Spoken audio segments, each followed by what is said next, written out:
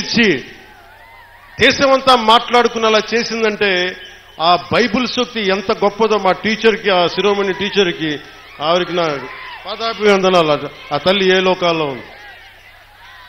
అలాగే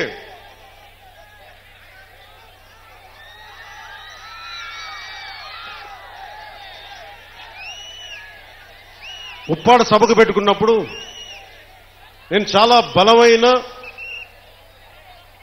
కొన్ని దశాబ్దాలుగా సనాతన ధర్మాన్ని గౌరవించే వ్యక్తిని, పాటించే వ్యక్తిని. వారాహి తల్లి వ్రతం చేస్తున్నా, బొట్టు పెట్టుకున్నా, నా ప్రియ సోదరులు పాటించే ఇస్లాం మతానికి అంతే గౌరవిస్తాను. నా అన్నదమ్ములు, అక్క చెల్లెలు పాటించే క్రీస్తు ధర్మానికి నేను అంతే ప్రాణం ఇస్తాను. భగవంతుణ్ణి మనం రకరకాలుగా ప్రార్థించుకోవచ్చు. ఒకరు అల్లా అనొచ్చు, నేను ఈశ్వరి, తల్లి, వారాహి అనొచ్చు, మీరు జీసస్ అనొచ్చు. అన్ని దారులు, భిన్నమైన దారులు ఒక దారికి చేరటానికి అని తెలియజేసుకుంటూ, సర్వ మతాలు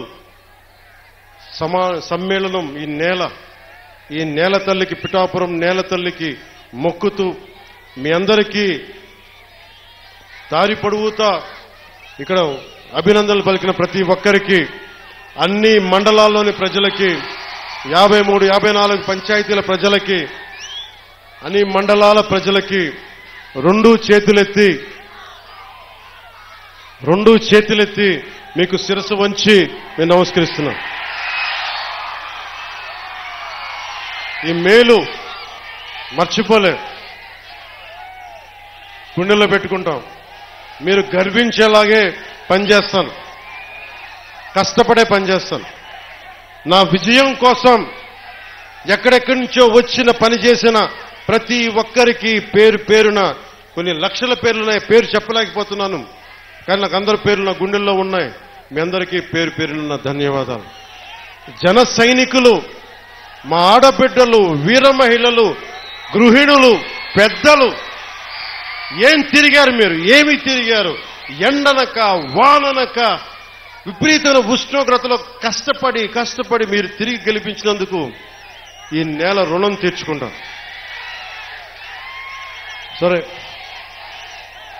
అని పంచుకున్నా. ఒకటి చెప్తాం, మీరు ఎమ్మెల్యే గారి తాలూకా, పిఠాపురం ఎమ్మెల్యే గారి తాలూకా అని జాగ్రత్త, చెడ్డ పేరు తీసుకురాకండి. పోలీస్ అధికారులు, ఆర్టీఓ అధికారులు ఆపి మీ నెంబర్ ప్లేట్ ఏదంటే మా పిఠాపురం తాలూకా అని చెప్పకండి, కొడతారు, నన్ను తిడతారు. అలాగే వన్ వేలో వెళ్ళిపోతా, ఏంటి ఇదంటే పిఠాపురం తాలూకా ఎమ్మెల్యే, మాకు అలా కాదు. మనం పాటించకపోతే ఎట్లా? అందరూ చట్టాలు పాటించాలని చెప్పే స్థితిలో ఉండి మనం కూడా చట్టాలను పాటించాలి.